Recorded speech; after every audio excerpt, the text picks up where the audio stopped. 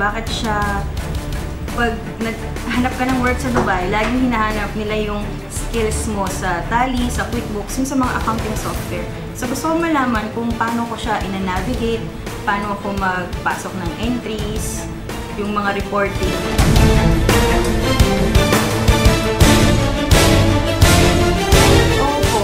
Yung sa teacher namin, syempre, sobrang knowledgeable niya at saka sobrang helpful. Kahit nasa gabi at the middle of the night, magte-text lang ako, Ma'am Cleo, paano to? So magre-reply siya kahit hindi that night, kinabukasan magre-reply siya. Pero sobra, as in yung in-depth na analysis and reporting. So alam niya talaga, sobra.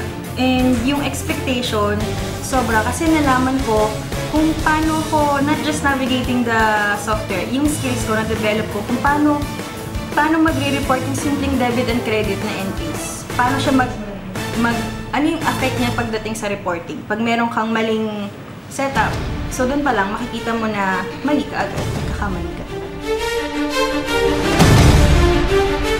Oo, kasi kung sa value of money rin lang naman yung pag-uusapan, sobra. Kasi worth lang siya na 150 dirhams. Sobra na yung ang dami mo nang malalaman.